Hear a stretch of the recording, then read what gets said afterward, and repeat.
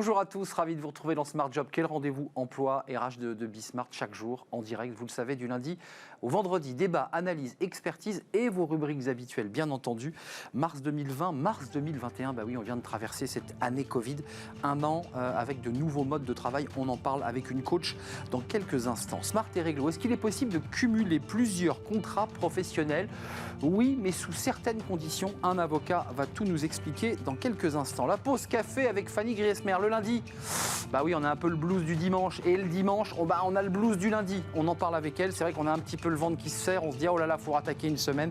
On va essayer de savoir ce qu'on peut faire pour éviter justement cette espèce de côté tristounet du lundi matin. Le cercle RH, on va prolonger finalement notre réflexion sur ce monde d'après. À quoi peut-il ressembler ce monde d'après? Deux experts qui sont des chefs d'entreprise qui accompagnent la transformation des groupes. Et ils seront avec nous pour nous éclairer sur ce qu'on attend, ce qu'on espère, c'est-à-dire un monde meilleur, un monde libre. On en parlera avec eux dans quelques instants. Puis fenêtre sur l'emploi, les expatriés, bah oui, ceux qui sont partis pour les entreprises françaises, ils reviennent.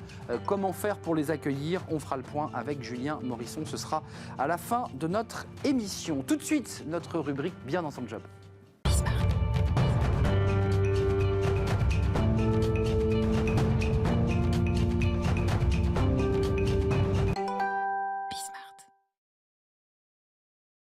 Bien dans son job, oui, bien dans son job. Même quand on est manager, on en parle avec Drifa Choulet. Bonjour Drifa.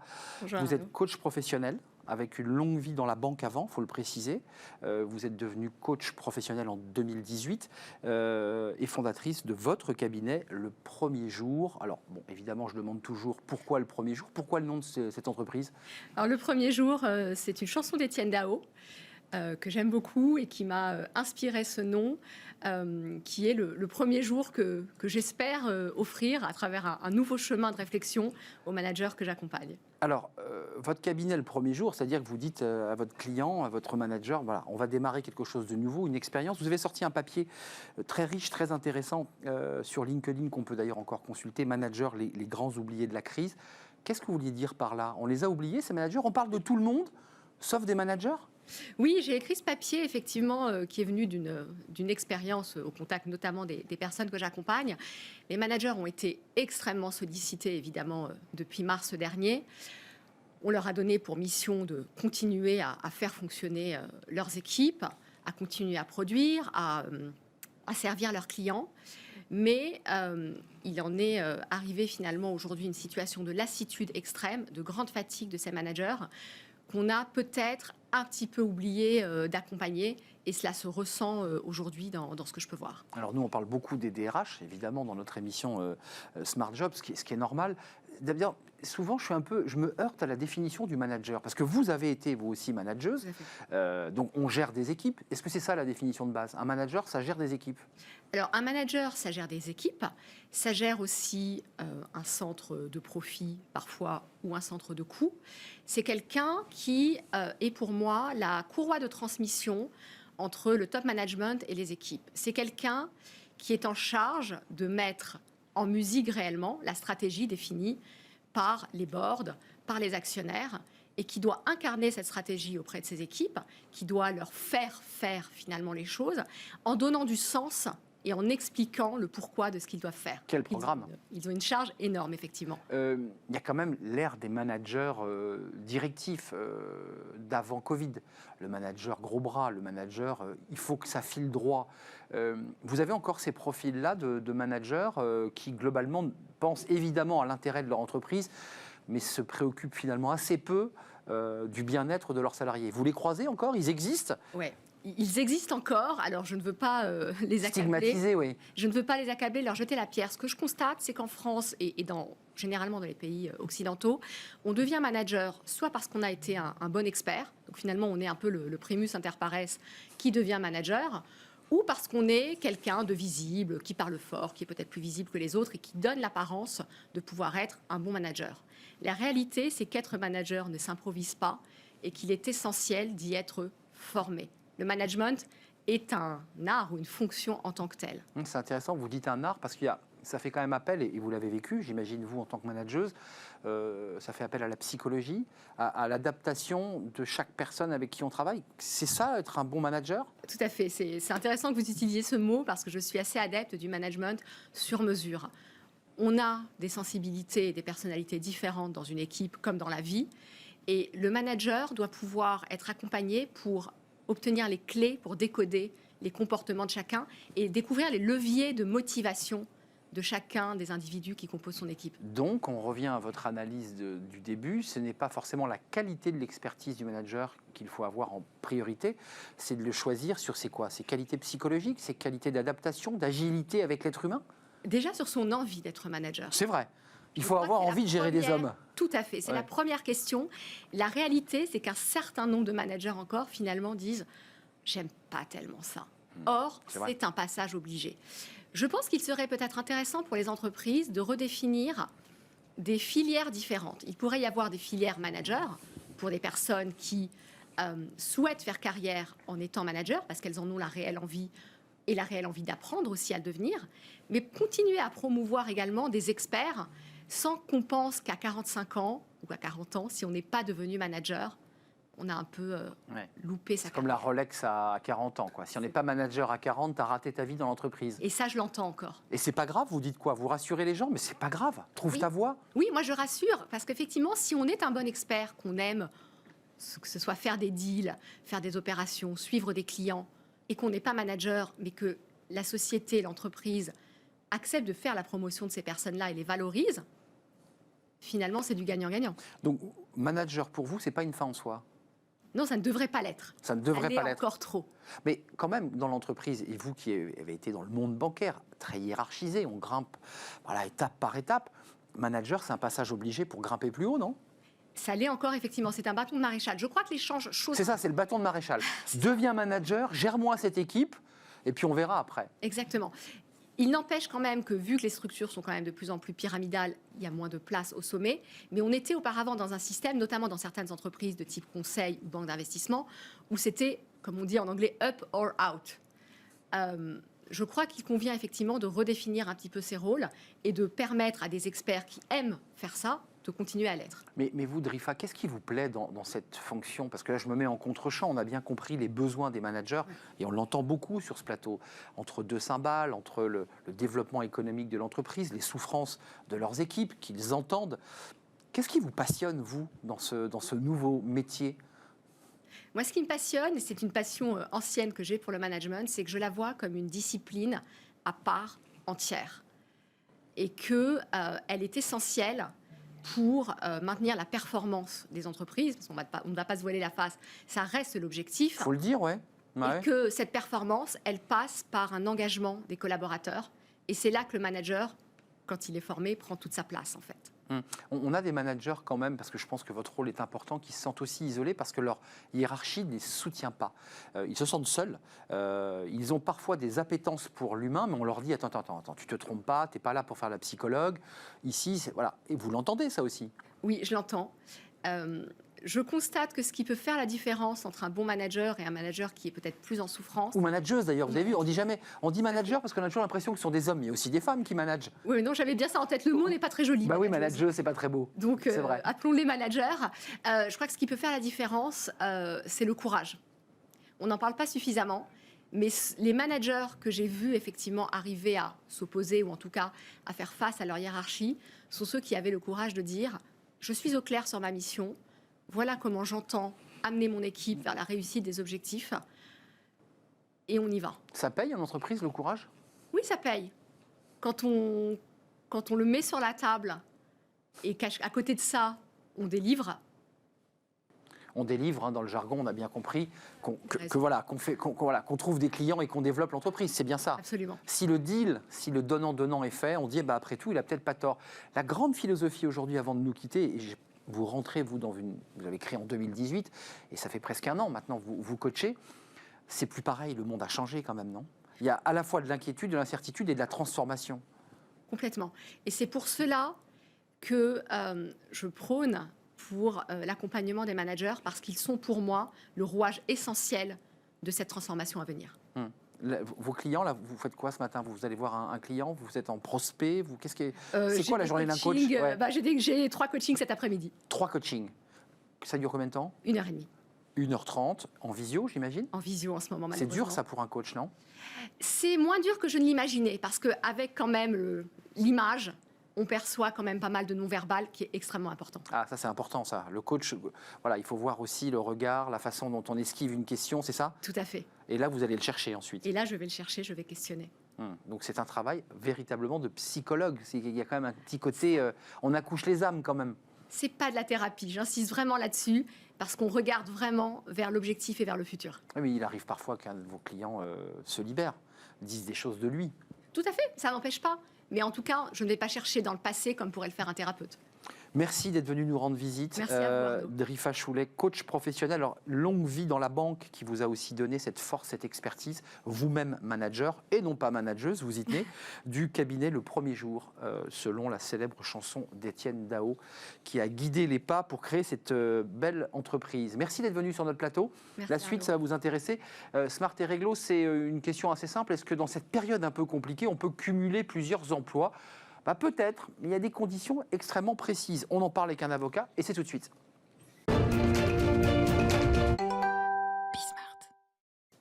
Smart et Réglo, notre rubrique juridique, rubrique droit, des choses concrètes qui vous concernent, vous, chef d'entreprise, ou vous, salariés qui nous regardez. Clément Estivier, merci d'être avec nous. Vous êtes avocat en droit du travail, jeune avocat en droit du travail, au barreau de Paris, cabinet Faro. Un salarié peut-il exercer une autre activité en dehors de son travail habituel?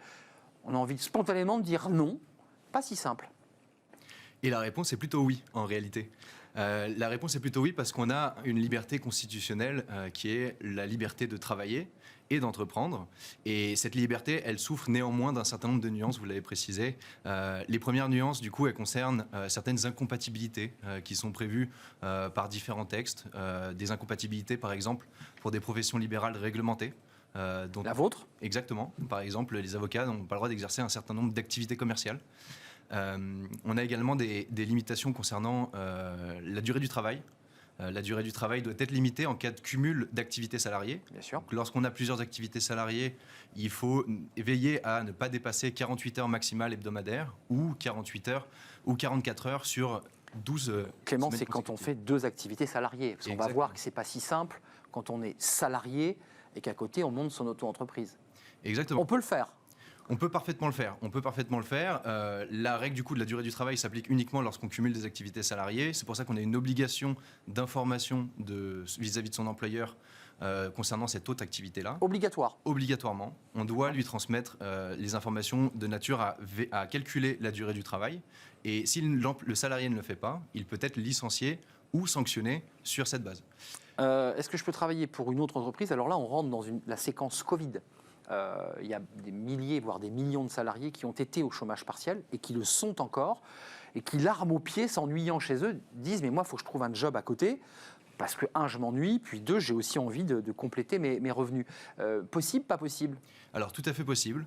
Tout à fait possible avec justement quelques nuances.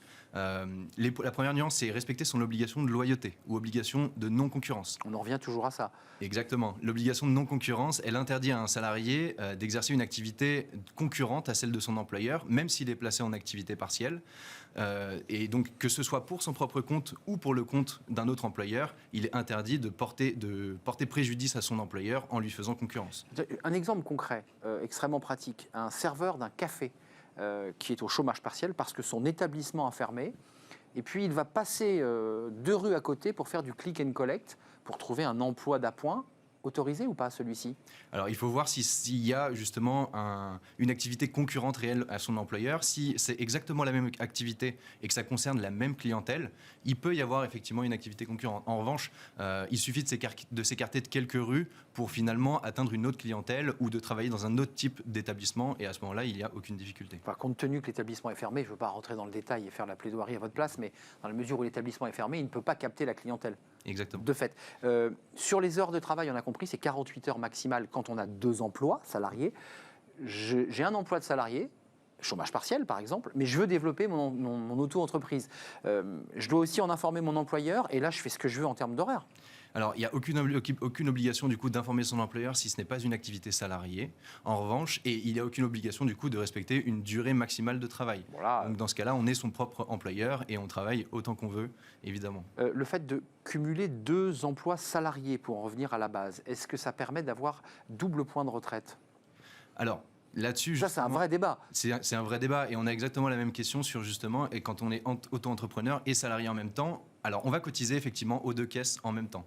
Donc on peut avoir des droits acquis au titre de l'entrepreneuriat et au titre du coup du salariat. Mais qui Ça permettent peut de doubler, parce qu'on se dit, après tout, si je travaille double, c'est ce que disait Alors- à l'époque Nicolas Sarkozy, qui avait libéré en fait le double travail.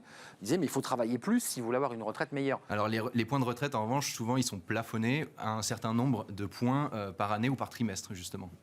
Clément Estivier, est-ce que c'est une source de conflit, ce dont on parle aujourd'hui? Est-ce que dans la période Covid, vous, l'avocat que vous êtes, vous dites ça peut être, c'est ou ça peut être une source de conflit? Parce que les salariés, certains veulent bosser.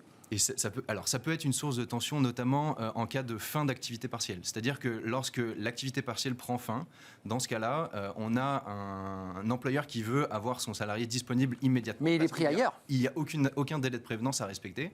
En revanche, le salarié, du coup, devra rapidement choisir entre le contrat qu'il a conclu pendant la période d'activité partielle et son ancien emploi. Et dans ce cas-là, ça peut effectivement mener à des situations relativement difficiles. L'avantage juste concernant l'activité partielle, c'est qu'on va doubler sa rémunération, on va percevoir les indemnités d'activité partielle et on va aussi percevoir à côté sa rémunération au titre du contrat conclu pendant l'activité partielle. J'imagine, Clément, que vous n'avez pas fait des recherches pour avoir les chiffres, mais ça existe, là, les cas de figure qu'on évoque. Il y a des salariés ou des entreprises qui savent que leur salarié en chômage partiel fait autre chose à côté.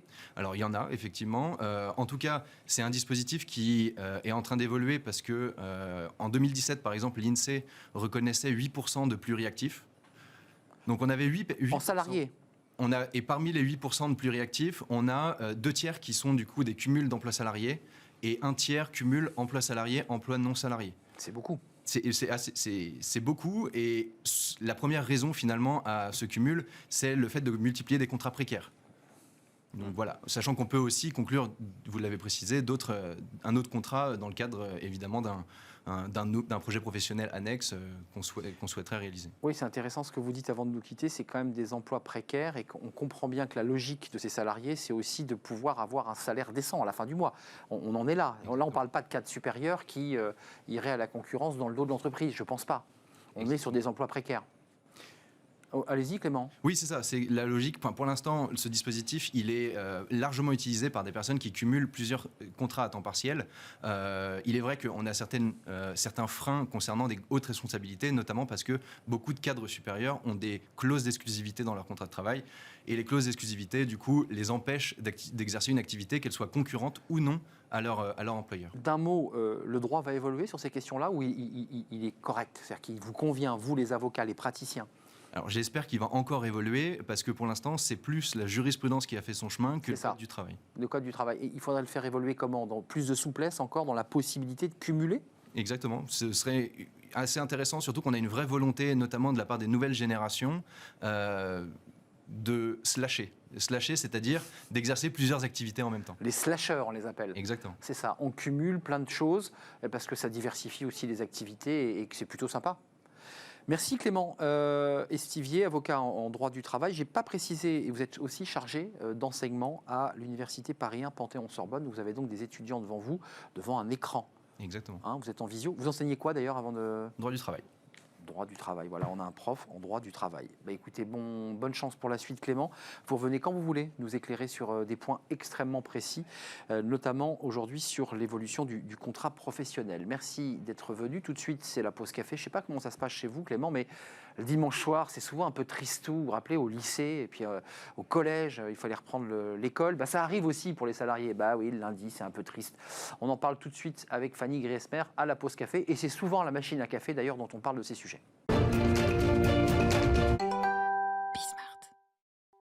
Fanny Griesmer, alors d'abord, vous allez bien? Écoutez, je vais toujours bien, même le lundi, mais alors vous êtes mise en noir, peut-être pour coller avec votre chronique, je ne sais pas, enfin bref. Non.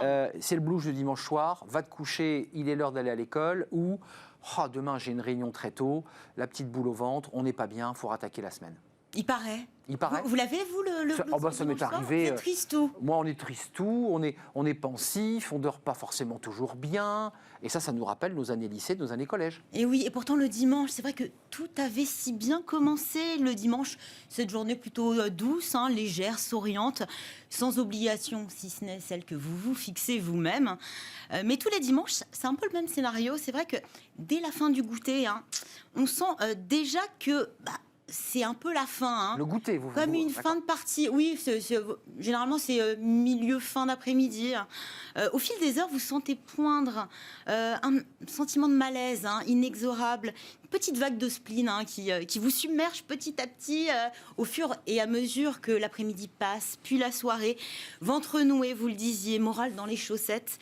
Avec cette petite voix qui vous rappelle que demain, eh bien, c'est lundi. Ce coup de cafard dominical revient toutes les semaines, ça, vous le savez. Vous savez aussi que toutes les bonnes choses ont une fin, oui. Mais c'est plus fort que vous, son effet est absolument inexorable. C'est ce que l'on appelle le blues du dimanche soir. Ah oui, on est tous à l'unisson, quoi. On est tous comme ça ou pas? Visiblement, Il y a oui. des stats, Alors c'est vrai que votre dimanche soit plutôt vide, abandonné à quelque chose d'assez mou, voilà, que vous ne fassiez pas grand-chose finalement, ou à l'inverse que ce soit très rythmé, rempli d'obligations familiales chronophages, visiblement on serait nombreux à finir le week-end sur une note assez sombre. Selon un sondage Monster, 52% des salariés français seraient sujets à ce fameux cafard hebdomadaire, au point d'endormir mal la nuit du dimanche pour cause de phobie du lundi. Finalement, c'est cette peur du lundi qui nous angoisse et qui nous rend mal. Il faudrait travailler dès le mardi, en fait, et laisser passer. Ça serait bien, voilà. Oui. Si vous avez une RTT à poser, je vous conseille le lundi. Et apparemment, l'épidémie sévit un petit peu partout, semble-t-il, surtout aux États-Unis et en Grande-Bretagne, où là, on atteint le chiffre de 70% d'angoissés du dimanche soir.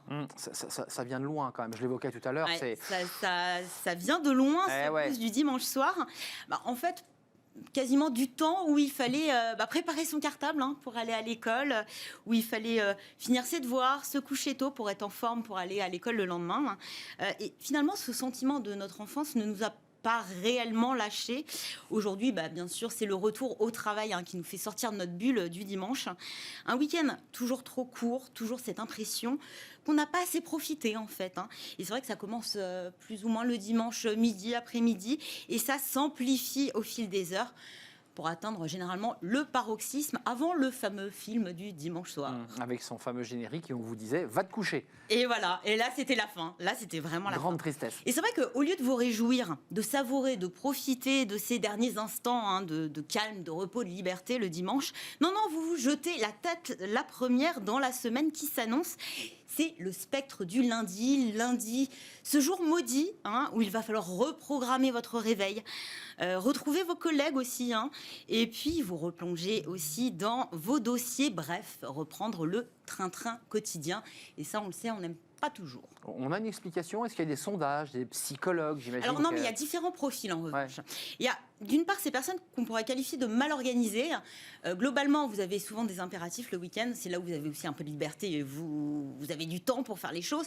Mais non, tout ce qui est associé à des corvées, vous les repoussez au dernier moment. Et finalement, vous les repoussez pour quand? Pour le dimanche soir. Les devoirs. Finalement, les devoirs des enfants, le ménage, peut-être certains, comme moi, le repassage, peut-être des papiers administratifs. Et finalement, non seulement la perspective du dimanche soir est peu réjouissante, mais en plus, une fois arrivé le dimanche soir, c'est un petit peu la panique. Oui. Vous avez d'autre part ceux qui supportent mal le changement de rythme. C'est-à-dire que c'est normal, le dimanche, vous vous levez plus tard. Vous vous couchez aussi plus tard le samedi soir. Et finalement, ça décale votre horloge biologique. Et ça peut être assez perturbant. Finalement, vous vivez une sorte de petit jet lag le dimanche. Ce qui fait que le dimanche midi, à l'heure de déjeuner, vous êtes encore en pyjama. Vous avez du mal à lancer votre journée. Et vous avez ce sentiment de ne pas avoir assez profité. Trop de temps pour vous ennuyer, pas assez pour faire quelque chose. Donc ça peut être assez déroutant. Il y a aussi les anxieux, ceux qui se replongent trop tôt, beaucoup trop tôt, dans la vie professionnelle ou scolaire. Vous appréhendez le lundi, vous vous posez 1000 questions. Vous avez en plus tendance à déformer, voire amplifier vos impératifs professionnels. C'est dommage parce que non seulement vous gâchez votre dimanche, mais en plus vous ne réglez pas vos problèmes parce que vous les réglerez quand? Le lundi, et le lundi, c'est le lendemain. plus subtils, ça c'est important, je trouve ça assez intéressant, ceux qui sont continuellement en mouvement dans la semaine, qui ont un rythme très soutenu, et ben le week-end, choc, décalage, ennui, et là il y a quelque chose d'angoissant, Tout redescend. déprimant, Ouais. tout redescend. Bah oui. Et puis ceux nombreux, j'imagine, qui n'arrivent pas à faire le deuil du week-end.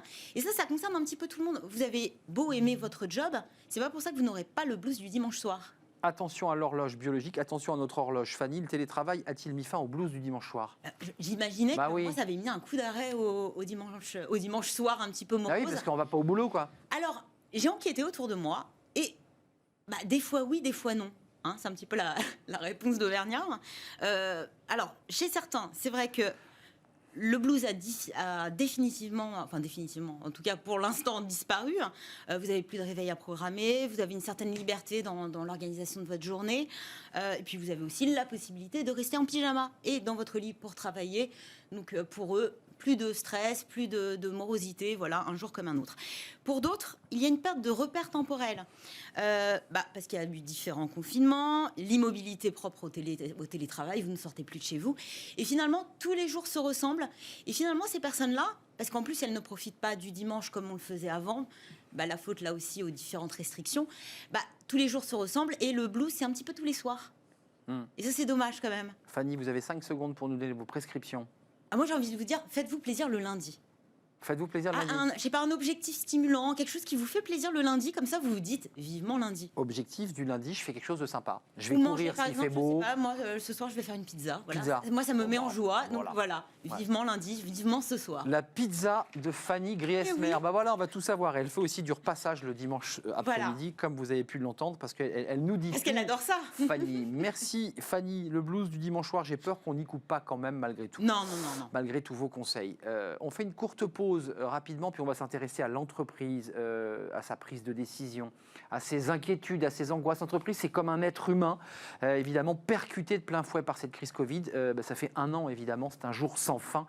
On va en parler avec 2 experts. Qu'est-ce qu'il faut faire? Comment on peut penser l'avenir? Le monde d'après? On en parle avec eux, 2 spécialistes de ce sujet. Ils seront avec nous juste après cette pause.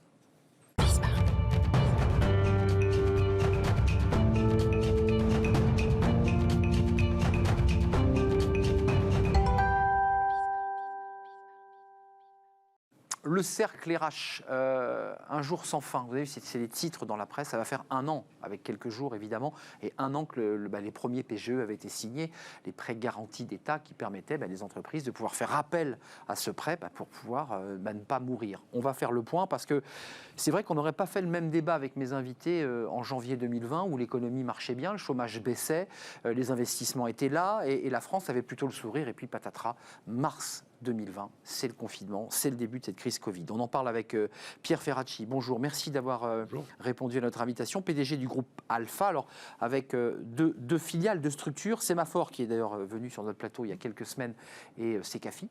Vous faites du conseil en entreprise, mais aussi du conseil en dialogue social. Vous êtes assez proche de cette question et de certains syndicats, dit-on. Enfin, en tout cas, vous échangez avec Philippe Martinez, par exemple, de la CGT. Ben voilà, on le dit.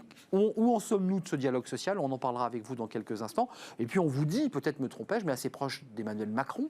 On en parlera avec vous peut-être d'Emmanuel Macron dans quelques instants. Puis Daniel Cohen est avec nous. Merci d'avoir répondu à notre invitation. Président fondateur de Zalis. Alors Zalis, c'est une structure de conseil, là aussi. Alors, je ne peux pas utiliser ce mot, ce n'est pas de la restructuration. C'est vous remettez l'entreprise sur ses pieds pour qu'elle aille plus fort et mieux. Est-ce que je définis bien Zalis? C'est pas de la restructuration. C'est très aimable de le présenter comme ça, puisque ce qu'on essaye de faire, c'est sauver et pas de restructurer l'entreprise par les coûts, en réduisant les coûts. On y reviendra peut-être. Il y a un caractère évidemment humain. Alors, je rappelle la commission Attali, parce que vous êtes proche d'une manière indirecte, parce qu'il y a eu cette commission Attali en 2010 sur la croissance. J'ai envie de dire, quand on regarde cette commission sur la croissance, on n'a pas envie de retirer une virgule et pas un mot. Il y avait pas mal de choses intéressantes dans cette commission Attali de 2010. Non? Il y a des choses à reprendre? Où Emmanuel Macron, d'ailleurs, était très impliqué dans cette commission en 2010. Je vous vois sourire, Pierre Ferracci. Moi, j'y étais. Vous y étiez? Il y avait des choses intéressantes, d'autres qui l'étaient moins. Il y a eu des débats très contradictoires, mais on était dans une logique de croissance et on n'avait pas forcément anticipé une épidémie de ce type.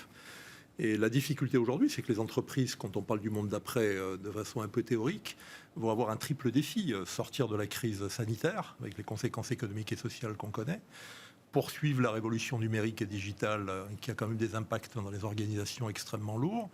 Puis en plus, il y a les contraintes ou les objectifs environnementaux qui pèsent aussi sur les entreprises.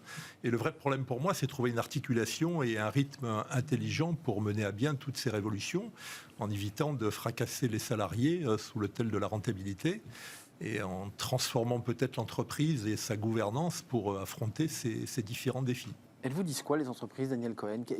Vos clients, ceux que vous accompagnez, est-ce qu'on est dans le grand flou? C'est-à-dire qu'on a un mois là, Paris et le Nord, plus 2 départements, on ne va pas revenir sur cette liste des 16 départements. On nous dit qu'il y a 15 départements qui sont évidemment en observation, qui pourraient basculer dans le même type de confinement. Enfin, j'ai l'impression quand même que les entreprises s'arrachent les cheveux là quand même. Si vous voulez, les chefs d'entreprise donnent le sentiment de procrastiner, c'est-à-dire qu'on reporte à demain la prise de décision. Tout simplement parce qu'elles ont du mal à avoir une boussole qui les guide. D'un côté, on ne sait pas du tout quand est-ce qu'on va sortir de cette crise. Il y a un an, on y était, on y est encore. Et comme je vous disais tout à l'heure, M. Ferracci, je ne sais même pas si dans un an, on n'y sera pas encore. Donc à un moment donné, il va falloir s'habituer. C'est effrayant. Donc il va falloir apprendre à manœuvrer dans cet environnement-là.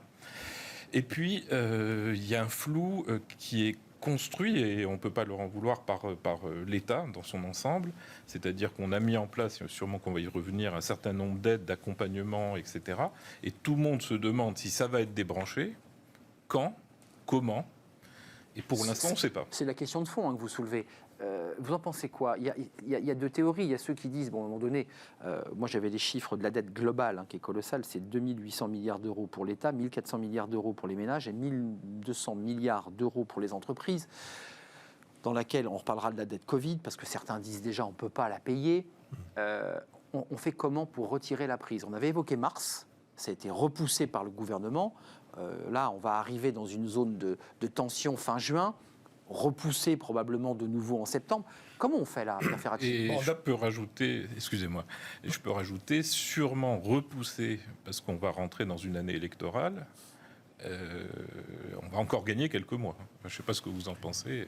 Oui, le pire pour les entreprises, c'est de gérer l'incertitude. Et là, elle est quand même totale et on ne sait pas très bien où on va. Bon, moi, je vais être d'un tempérament un peu optimiste. Le vaccin va normalement régler la partie, en tout cas de cette crise sanitaire. Il faut l'espérer. Il faut l'espérer, même si la question des variants peut se poser, se renouveler plusieurs fois. Bon, après, le rebond de l'économie, il va falloir que l'État stratège soit très intelligent.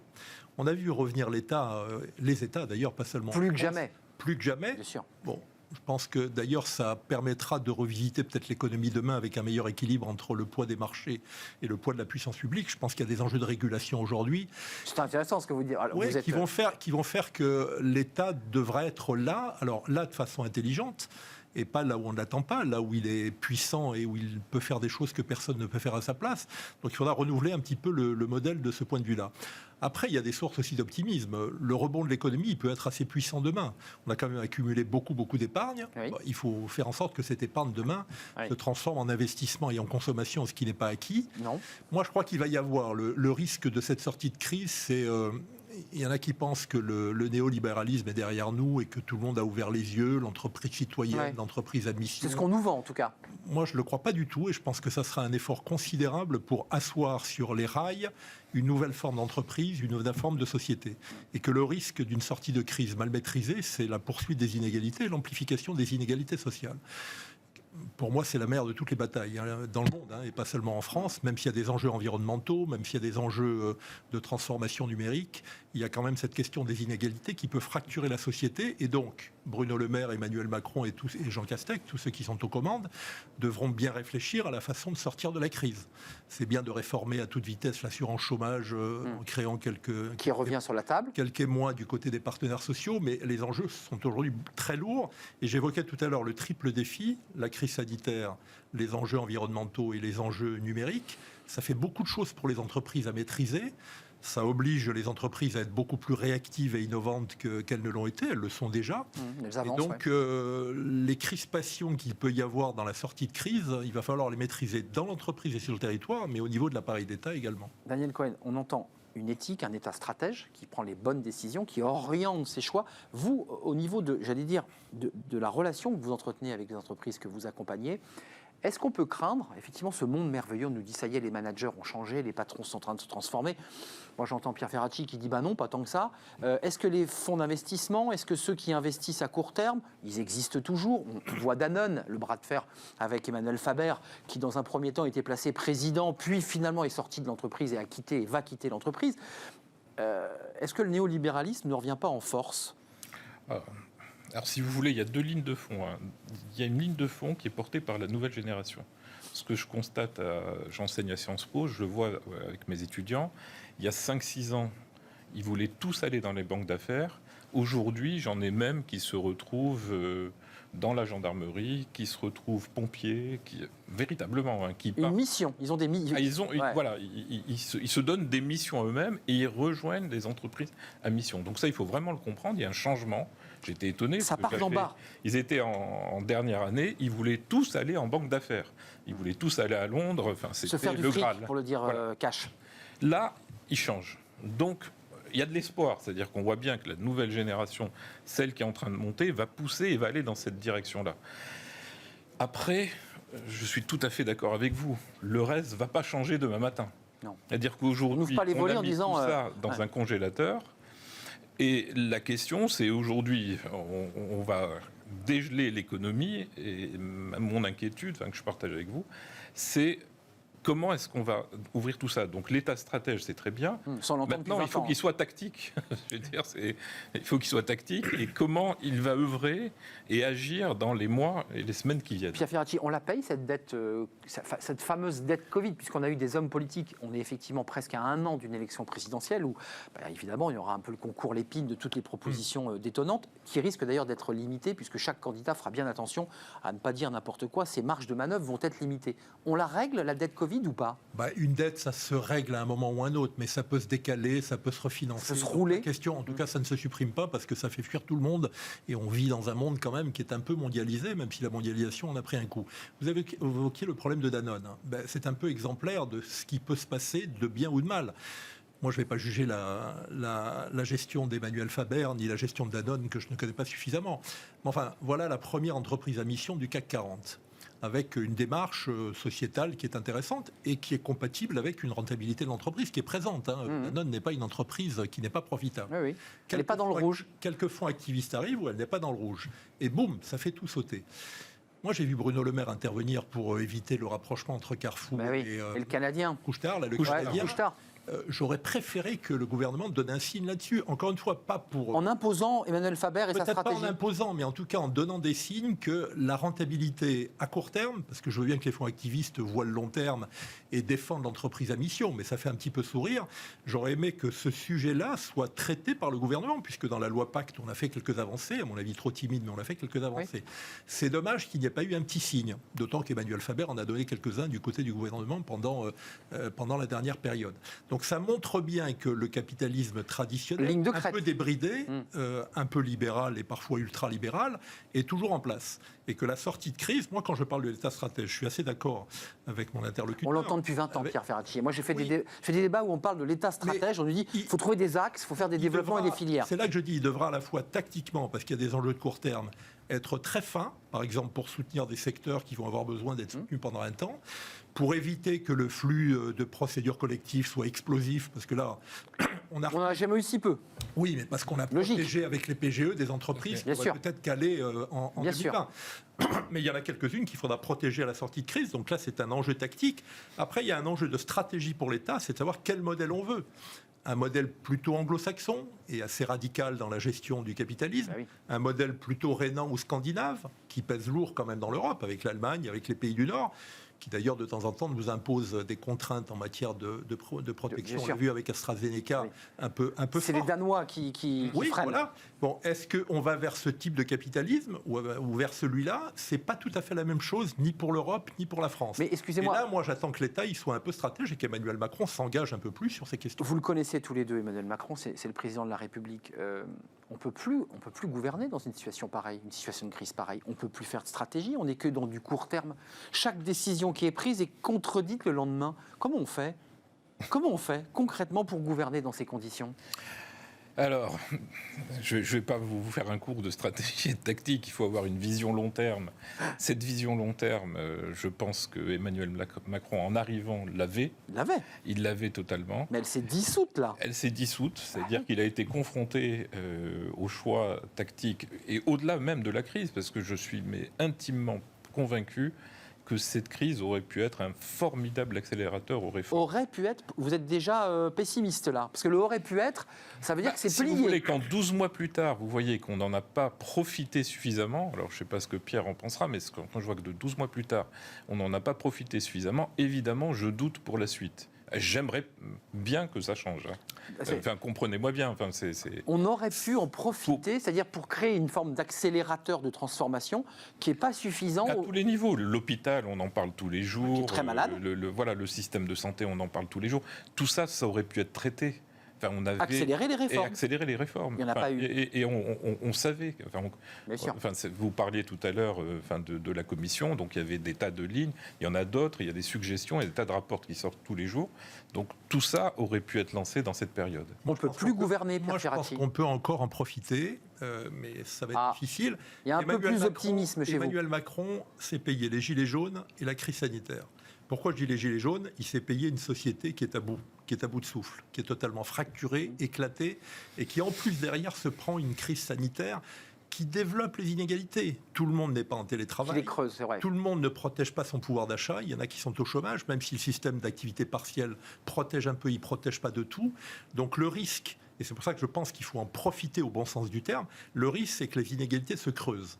Emmanuel Macron est arrivé à la présidence en disant que c'était aussi une bataille essentielle. C'est vrai. Bon, il faut qu'il amène et qu'il profite de la crise. Il n'a plus le temps, Pierre Ferracci, à moins d'un mandat prochain. Il faut donner des signes. La réforme des retraites, c'est l'enjeu du prochain quinquennat. Donc ça va être un débat de l'élection présidentielle, forcément. Il n'a pas pu la mettre en œuvre. Elle était contestée. Il va bien falloir réfléchir, encore une fois, à cette sortie de crise. Quand j'évoque l'articulation entre l'économique, le social et l'environnemental, prenez le cas de l'automobile. C'est bien de dire que... L'hydrogène électrique. Oui, mais c'est bien de dire que le diesel ne doit plus apparaître dans les villes en 2024 et le moteur thermique en 2030. Mais à Rodez, il va y avoir quelques centaines de suppressions d'emplois. C'est Bosch.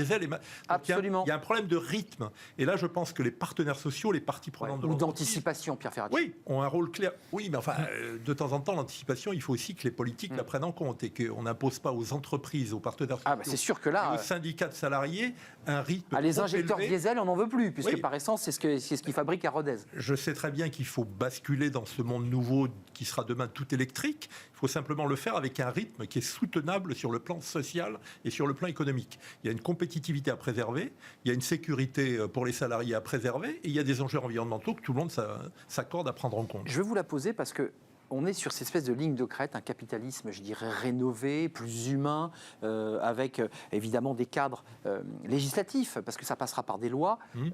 Est-ce qu'on est aujourd'hui dans un grand chambardement des entreprises ? Est-ce que là, sans nous le dire, en sous-main, se négocient des rachats ? Est-ce que des fonds sont en train de profiter de tout cela ? Je vois Pierre Ferracci qui rit, mais on sent bien qu'en dessous, au-delà des caméras, si vous voulez, ça bouge. Oui, ça bouge. Si vous voulez, aujourd'hui... il faut bien comprendre qu'on a mis 130 milliards de dettes non productives dans les entreprises. C'est-à-dire que c'est une dette qui n'a rien créé. Juste sauver. Juste sauver, c'est-à-dire qu'on a... pour la première fois de l'histoire, je ne me souviens pas d'une autre situation où on ait injecté de l'argent, non pas pour investir, ce n'est pas un plan Marshall, on injecte de l'argent pour sauver les boîtes. C'est une dette qui ne crée rien. Ça vous permet de vous maintenir en vie. À la différence des dettes que l'on contracte habituellement, où lorsque vous remboursez, vous avez investi et vous avez le fruit de cet investissement si ça a été investi correctement. Là, non, on est face à ça. On a sauvé des salariés, excusez-moi. Non, mais c'est parfait. Non, attendez, je ne suis pas en train de dire que c'est ils ont un peu bien. Consommé. Voilà, donc on a mis 130 milliards et ça, c'est pour sauver ces entreprises, sauver des emplois, et il le fallait. Temporairement d'ailleurs, pour certains. En face, on est en train de mettre 20 milliards, c'était l'annonce d'avant-hier, pour renforcer les fonds propres. Si vous voulez, quand vous avez une dette, dans n'importe quel bilan de 130 milliards, en règle générale, je ne suis pas un grand économiste, mais on vous dit, face à ces 130 milliards, on va mettre 130 milliards de fonds propres. Là, il n'y a que 20. Là, il n'y a que 20. Donc, si vous voulez, c'est bien, on commence. On commence. Donc cet Donc, il faut sauver argent-là, les entreprises. pour sauver les entreprises. Eh ouais. Et je reviens à votre question, c'est-à-dire que là, on va investir, on va aider à renforcer les fonds propres d'entreprises à hauteur de 20 milliards. Et les fonds étrangers, chinois en particulier, j'ai rien contre les Chinois. Sortis mais du ils Covid, il sont- faut le rappeler. Hein. Voilà, sortis du Covid, avec beaucoup d'argent, se déploient aux quatre coins de la planète et viennent nous voir, Et des forces nous-mêmes, de frappe chez énormes. Thalys, frappent à la porte en disant si vous voyez des situations, on a de l'argent. Bien sûr. Et c'est ça qui est inquiétant, c'est-à-dire qu'effectivement, l'État ne pouvait pas faire autrement que... Parce que bon, il y avait quelques outils à utiliser, l'État français a fait ses choix, et c'est parfait, et on ne va pas le critiquer. Donc les Chinois sont à la porte et se Mais disent on voilà, est donc prêts. aujourd'hui, la grande question, c'est le renforcement des fonds propres. Si au-delà de sauver les emplois, parce que ça, il faut à tout prix le poursuivre, on veut sauver ces entreprises et les garder Avant de bras nous- françaises. Quoi. Avant de nous quitter, Pierre Ferracci, vous avez évoqué dès le début de l'entretien cette idée de la transformation digitale. On a beaucoup d'invités qui nous disent on est en pleine transformation. Certains ont déjà accompli leur transformation, je pense aux banques, mais d'autres sont en pleine transformation. Est-ce que vous nous dites, et vous qui avez aussi l'oreille de Philippe Martinez, des partenaires sociaux, c'est un sujet qui vous tient très à cœur, est-ce que vous dites la transformation digitale, c'est aussi des emplois qui vont disparaître? C'est aussi une amélioration de notre compétitivité, mais aussi et en même temps la perte d'emplois? Oui, mais la création d'emplois nouveaux aussi. Donc la question des transitions entre les emplois qui disparaissent ou qui sont menacés, qui disparaissent pas totalement, et les emplois nouveaux, elle est décisive. Et là, il faut mettre des moyens puissants que le gouvernement a commencé à mettre en œuvre, peut-être insuffisamment dotés pour l'instant. Les partenaires sociaux en ont conscience. Alors il y a la question des fonds propres qui était évoquée, qui est à mon avis cruciale. Pas suffisant. Pas suffisant, mais dans les PGE, il y en a qui peuvent utiliser les fonds qu'ils ont obtenus de l'État pour investir demain. Tout Il à faudra fait. être vigilant. Il y en C'est a pour d'autres ça qui qu'il ne faut pas les retirer. Oui, il y en a d'autres qui seront en difficulté pour les rembourser. La question du renforcement des fonds propres est clé. Mais la question du renforcement des transitions pour les salariés, elle est fondamentale. Parce que l'univers digital qui touche toutes les entreprises, en plus du télétravail d'ailleurs, qui incite aussi à se réorganiser autrement, 4 jours sur 5. à éviter les excès. Ça ne sera pas 4 jours sur 5 demain, c'est souhaitable. L'entreprise, c'est un lien social. C'est pas simplement tout à distance avec Zoom et Teams. Il y a C'est un quand vrai même des sujet, limites. ça. Hein. Mais c'est un vrai sujet. Moi, je me marre en regardant les analyses de productivité qui sont faites là dans l'urgence. On peut rien dire aujourd'hui sur les enjeux de Vous productivité. n'y croyez pas liés au l'idée que ça télétravail. marche bien en Mais télétravail? il y a des choses qui marcheront bien et ça, il faudra le prendre en compte. Et il y aura Mais c'est une pas nouvelle- aussi rêvé qu'on le dit. Mais bien sûr, il y aura des facteurs négatifs pour la productivité si on développe à l'excès le télétravail et si on casse ce lien social, compris en termes d'innovation. L'innovation, c'est d'abord du collectif Travailler et ensemble. rassemblé, pas toujours à distance. Donc il faudra trouver un équilibre là aussi, pas tomber dans un excès ou dans l'autre. Donc la question des transitions professionnelles, par contre, elle est clé. Et il faut mettre des moyens puissants, aussi bien dans les entreprises qu'au niveau des régions et de la puissance publique, pour réussir cette transformation des emplois. 30 secondes chacun. La sortie de crise, c'est pour quand? Vous qui êtes connectés aux entreprises, elles vous posent cette question. Vous qui transformez, vous qui les accompagnez. Ça se termine quand, selon vous? Alors, ma réponse, comme on ne sait pas, il faut commencer à s'adapter dès maintenant. Il faut utiliser l'argent des PGE, vous l'avez dit, pour ceux Investir. qui... Voilà, parce que quand on nous parle de rembourser, non, remboursez pas, investissez, parce que vous avez 5 ans pour Et c'est du rembourser. capital. Et c'est du... Enfin, c'est pas vraiment des fonds propres, mais bon, en tout cas, investissez si vous en avez la possibilité et commencez à bouger tout de suite, parce que de toute façon, on ne sait pas de quoi demain est fait, donc il faut bouger. Donc n'attendez pas, allez-y. quoi. Allez-y tout de suite. On sort quand, Pierre Ferracci? Moi, je pense que si Le vaccin, toujours le vaccin est aussi efficace qu'on le dit, et je pense que pour l'instant, il démontre son efficacité, mais si on arrive à vacciner massivement, fin d'année, début d'année, je pense que la relance sera là. Il y a Et là, l'enjeu il faudra européen. être intelligent pour ne pas louper les aiguillages nécessaires. Et puis on attendra évidemment le moment où la perfusion est retirée et voir combien d'entreprises, en un mot, doivent être accompagnées. On a bien entendu votre message parce que certaines, elles le savent, quand on retirera la prise, eh bien elles tomberont. Et ça, c'est un vrai sujet d'enjeu pour l'État stratège. Merci à vous, messieurs. Je serais resté Merci. encore une demi-heure de plus. Vous aviez plein d'autres sujets, je sais, Daniel Cohen. Merci à Pierre Ferracci. Je précise que vous êtes aussi le président du club de foot Paris Football Club, parce que c'est aussi votre passion et qu'il faut aussi le préciser. C'est quelque chose que vous portez. Le football est aussi en crise. Et le football et le sport amateur a des difficultés, pas le professionnel, parce qu'on continue à avoir des matchs, mais le sport amateur est en souffrance dans tous les sports. Merci à vous, Daniel Cohen, président fondateur de Zalis. Vous vouliez rajouter Merci. quelque chose? Ah ben écoutez, La prochaine fois, on parlera peut-être des attaques cyber, parce que le digital en France, c'est pas suffisamment, et ça sera un autre sujet. Les attaques cyber et le problème de l'assurance. On ne parle jamais de l'assurance et des attaques cyber, mais c'est un sujet qui est en train de monter très sérieusement. Comment s'assurer en cas d'attaque cyber? Ça, Il c'est va un y en autre. avoir de plus en plus. C'est un sujet intéressant. Merci à vous, messieurs. On termine par Fenêtre sur l'emploi. Les expatriés, bah oui, c'est un vrai sujet, les expats, parce qu'il y a plein de boîtes à l'étranger, françaises bien sûr, avec ces expats qui reviennent, comme on les appelle. Et c'est un sujet, évidemment, voilà, il faut réintégrer ces expatriés. On en parle avec Julien Morisson. C'est à la fin et c'est dans Fenêtre sur l'emploi. Avec le groupe Belvedia, préservons les ressources de demain.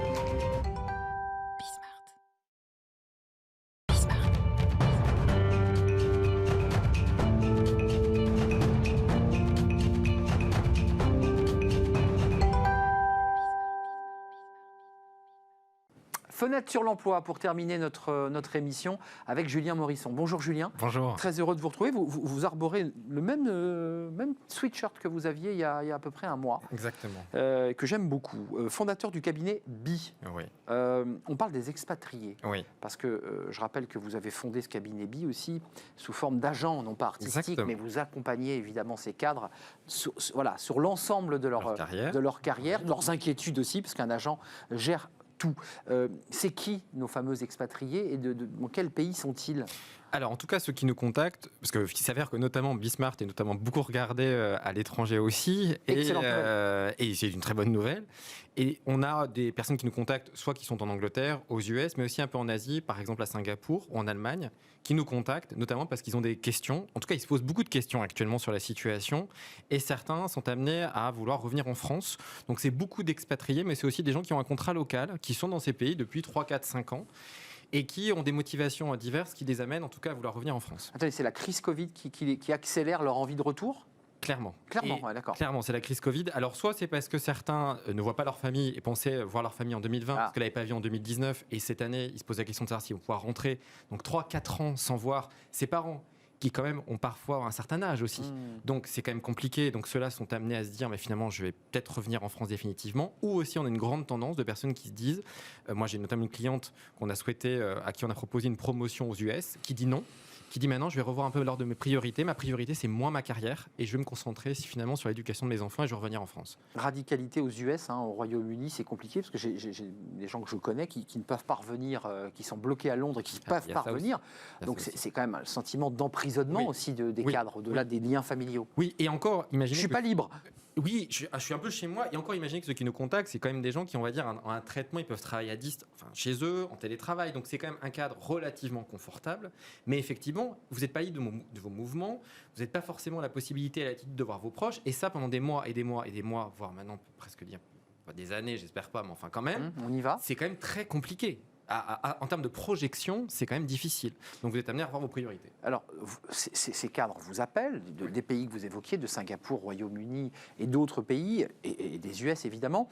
Qu'est-ce que vous leur conseillez? Parce qu'il y a deux types de contrats. Il y a le contrat français, on part pour une petite période, on est en contrat français, mais il y a les contrats locaux. Comment on fait là pour détricoter tout ça? Alors, il y a le contrat d'expatrié. Maintenant, on ne va pas se cacher derrière le petit doigt. Il y en a de moins en moins. C'était très tendance dans les années 90. Il y en a quand même beaucoup moins. C'était un bon contrat en général. Un contrat très intéressant, très rentable pour les deux parties, mais on va dire surtout la personne qui était envoyée. On va dire qu'on en a de moins en moins. En revanche, désormais, on privilégie les contrats locaux, c'est-à-dire le contrat avec le pays qui vous accueille. Ça veut dire aussi que là, vous n'avez pas les indemnisations françaises. Oui. Et c'est une vraie question. Vous n'avez pas les fameuses ACEDIC, notamment qui aux sont US en particulier, au Royaume-Uni, aux US, en Angleterre, à Singapour, en Espagne, dans beaucoup de pays d'Europe. Vous n'avez pas ces avantages qui sont existants en France. Donc forcément, quand vous revenez, mais en fait, les questions qui se posent, c'est pas tant une inquiétude liée à cette prise en charge financière, c'est de dire comment je vais moi revenir me positionner sur un marché avec quand même parfois des avantages sociaux, ou en tout cas des avantages de rémunération qui ne sont pas forcément les mêmes. Et c'est aussi des gens qui cherchent à se repositionner en France depuis plus d'un an et qui se rendent compte que le marché français, il est encore assez rigide. Parce que malgré la situation actuelle, on n'a pas changé. J'ai écouté tout à l'heure le débat très intéressant. L'entreprise, elle n'a pas changé radicalement non plus. On est toujours. Je suis d'accord. Non, mais on se joue deux mots là aussi on un peut peu. se faire un peu plaisir. On peut dire le monde d'avant, ça sera plus jamais pareil. Voilà. Ouais, c'est pas vrai ça. Mais non, on a envie d'y croire. Vraiment, on a envie d'y croire. Tous envie d'y croire. On attend le film qui va sortir dans pas longtemps.